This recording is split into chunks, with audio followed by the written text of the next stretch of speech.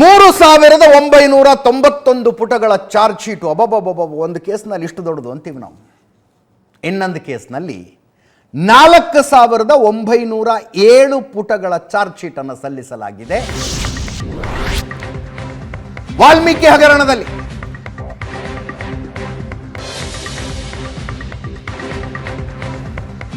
$187 ಕೋಟಿ ರೂಪಾಯಿಗಳ ವಾಲ್ಮೀಕಿ ಹಗರಣದಲ್ಲಿ ಇಡಿ ಅವರು 4907 ಪುಟಗಳ ಚಾರ್ಜ್ ಶೀಟ್ ಸಲ್ಲಿಸಿದ್ದಾರೆ. ಮಾಜಿ ಸಚಿವ ಹಾಲಿ ಶಾಸಕ ನಾಗೇಂದ್ರ ಇದರ ಮಾಸ್ಟರ್ ಮೈಂಡ್ ಅಂತ ಹೇಳ್ತಾ ಇದೆ ಇಡಿ ಚಾರ್ಜ್ ಶೀಟ್. ನಾಗೇಂದ್ರ, ಸತ್ಯನಾರಾಯಣ ವರ್ಮಾ, ಸತ್ಯನಾರಾಯಣ ಇಟ್ಕಾರಿ, ಪದ್ಮನಾಭ ಸೇರಿದಂತೆ 25 ಜನರ ವಿರುದ್ಧ ಚಾರ್ಜ್ ಶೀಟು. ನಾಗೇಂದ್ರ ಸೂಚನೆಯಂತೆ ಅಕ್ರಮ ಕೂಟ ರಚಿಸಿಕೊಂಡು ಸರ್ಕಾರದ ಖಜಾನೆ ಲೂಟಿ ಮಾಡಲಾಯಿತು ಅಂತ ಬರೆದಿದ್ದಾರೆ ಇಡಿ ಅವರು.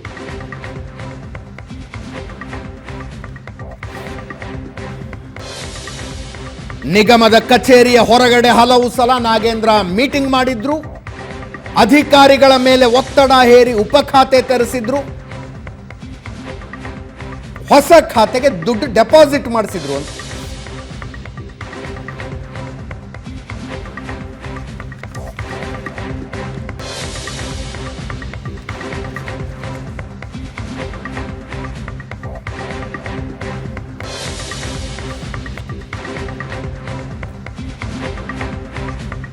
ಇಡಿ ಅವರು ಹೇಳೋ ಪ್ರಕಾರ ನಾಗೇಂದ್ರ ಇದರಲ್ಲಿ ಅಕ್ರಮವೆಸಗಿರೋದಕ್ಕೆ ಸಾಕ್ಷಿ ಇದೆ.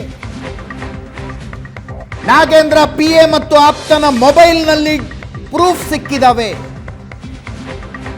ಕಂತೆ ದುಡ್ಡಿನ ಫೋಟೋಗಳನ್ನ ನಾಗೇಂದ್ರ ಪಿಎ ವಿಜಯ್ ತನ್ನ ಮೊಬೈಲ್ನಲ್ಲಿ ತೆಗೆದಿಟ್ಕೊಂಡಿದ್ದ.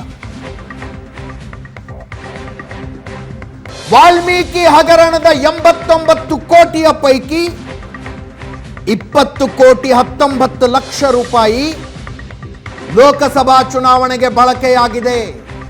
ಬಳ್ಳಾರಿ ಕ್ಷೇತ್ರದ ಲೋಕಸಭಾ ಚುನಾವಣೆಗೆ ಬಳಕೆಯಾಗಿದೆ. ಬೂತ್ ವೈಸ್ ದುಡ್ಡು ಹಂಚಿಕೆಯಾಗಿದ್ದನ್ನು ಬರೆದಿಟ್ಕೊಂಡಿದ್ರು ಇವರು. ಅದು ಸಿಕ್ಕಿದೆ. ನಾಗೇಂದ್ರ ಪಿಎ ಮತ್ತು ನಾಗೇಂದ್ರ ಆಪ್ತರು ದೊಡ್ಡ ಮೊತ್ತವನ್ನ ಡೆಪಾಸಿಟ್ ಮಾಡಿದ್ರು. ಸಾಕ್ಷ್ಯಗಳು ಸಿಕ್ಕಿದಾವೆ ಅಂತ ಇಡಿ ಹೇಳ್ತಾ ಇದೆ.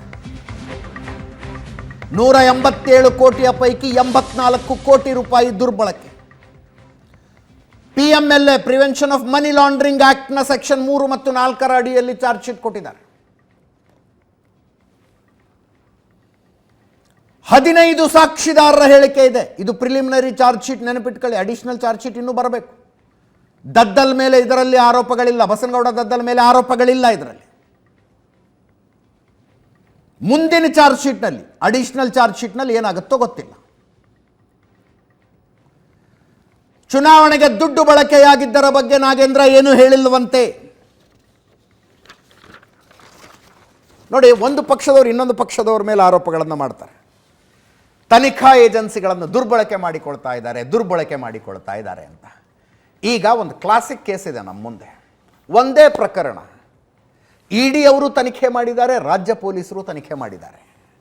ರಾಜ್ಯ ಪೊಲೀಸರು ಮಾಡಿರುವ ತನಿಖೆಯಲ್ಲಿ ನಾಗೇಂದ್ರ ಆರೋಪಿ ಒತ್ತಟ್ಟಿಗಿರಲಿ, ಸಾಕ್ಷಿ ಕೂಡ ಅಲ್ಲ. ನಾಗೇಂದ್ರ ಅವ್ರ ಹೆಸರೇ ಇಲ್ಲ.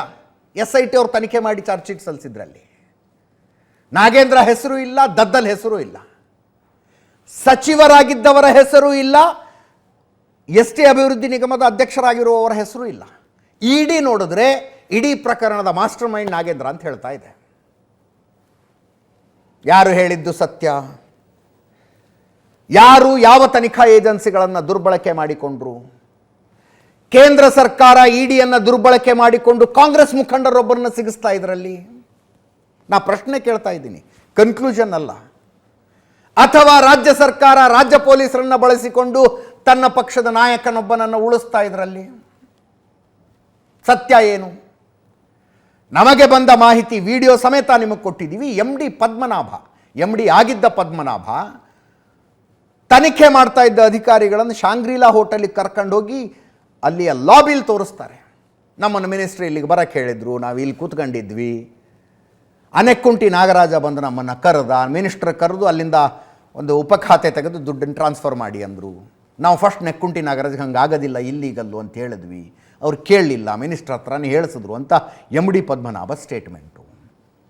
ಇಲ್ಲಿ ಯಾರು ಸತ್ಯ ಹೇಳಿದರು, ಯಾರು ಸುಳ್ಳು ಹೇಳಿದರು, ಯಾರು ಯಾವ ತನಿಖಾ ಏಜೆನ್ಸಿಯನ್ನು ದುರ್ಬಳಕೆ ಮಾಡಿಕೊಂಡ್ರು, ಒಂದೇ ಪ್ರಕರಣ ಇದೆ.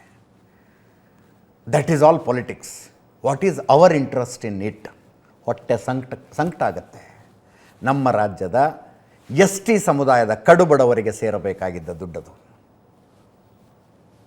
ಪರಿಶಿಷ್ಟ ಪಂಗಡದ ಕಡುಬಡವರಿಗೆ ಸೇರಬೇಕಾಗಿದ್ದ ದುಡ್ಡು ED ತನಿಖೆಯ ಪ್ರಕಾರ ಎಲೆಕ್ಷನ್ನಿಗೆ ಹಂಚಿಕೆ ಆಗಿಬಿಟ್ಟಿದೆ. ಹೆಂಗಿದೆ ಕಥೆ?